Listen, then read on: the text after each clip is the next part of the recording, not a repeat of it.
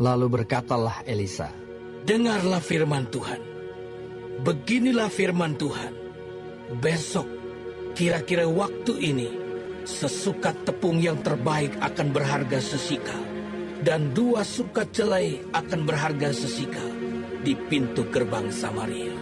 Tetapi perwira yang menjadi ajudan raja menjawab abdi Allah, katanya, "Sekalipun Tuhan membuat tingkap-tingkap di langit, masakan hal itu mungkin terjadi?" Jawab abdi Allah, "Sesungguhnya engkau akan melihatnya dengan matamu sendiri, tetapi tidak akan makan apa-apa daripadanya." 4 orang yang sakit kusta ada di depan pintu gerbang. Berkatalah yang seorang kepada yang lain, "Mengapakah kita duduk-duduk di sini sampai mati? Jika kita berkata, 'Baiklah kita masuk ke kota,' padahal dalam kota ada kelaparan, kita akan mati di sana. Dan jika kita tinggal di sini, kita akan mati juga. Jadi sekarang, marilah kita menyeberang ke perkemahan tentara Aram. Jika mereka membiarkan kita hidup, kita akan hidup. Dan jika mereka mematikan kita, kita akan mati." Lalu pada waktu senja bangkitlah mereka masuk ke tempat perkemahan orang Aram. Tetapi ketika mereka sampai ke pinggir tempat perkemahan orang Aram itu, tampaklah tidak ada orang di sana.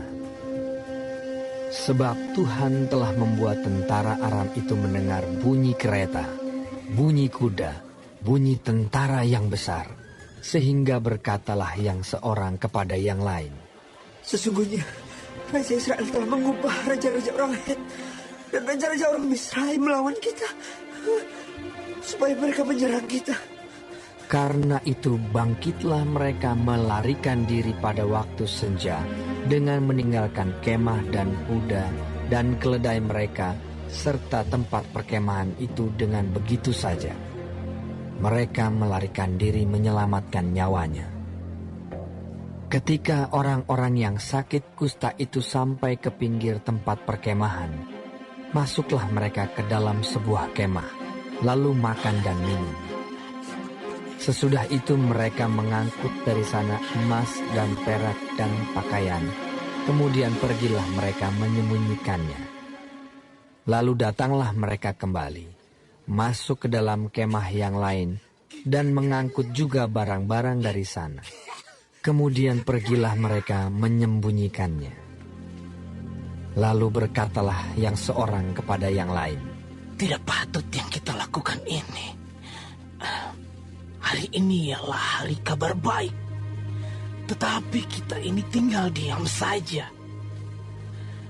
Apabila kita menanti sampai terang pagi, maka hukuman akan menimpa kita.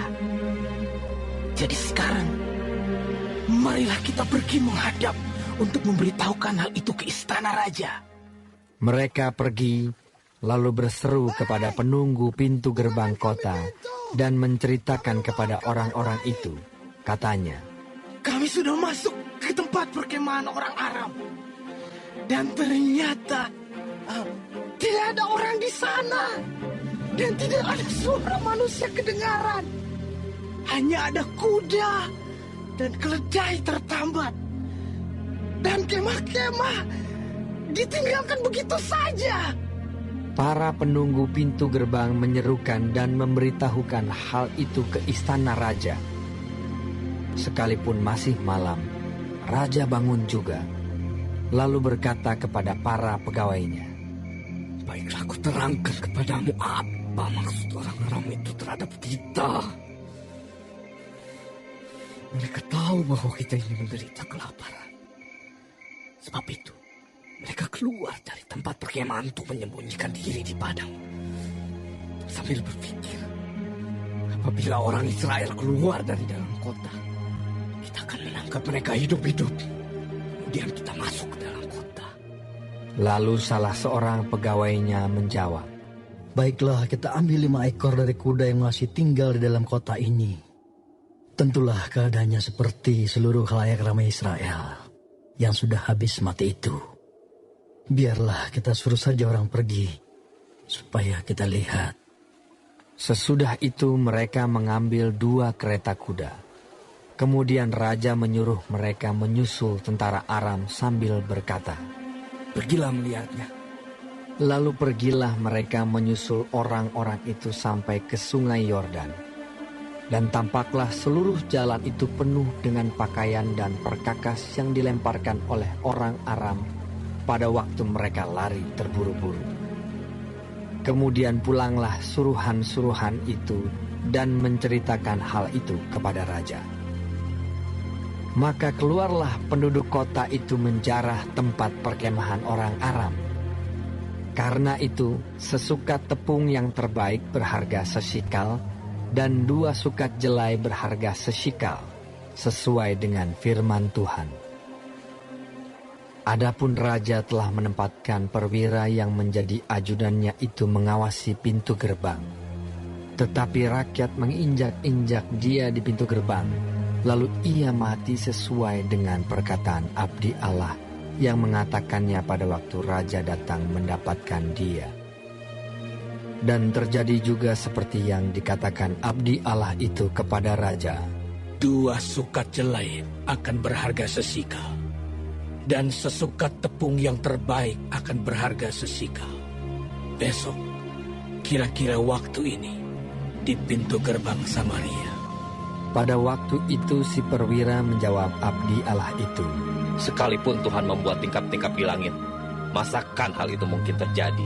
tetapi Elisa berkata, Sesungguhnya, engkau akan melihatnya dengan matamu sendiri, tetapi tidak akan makan apa-apa daripadanya. demikianlah terjadi kepada orang itu.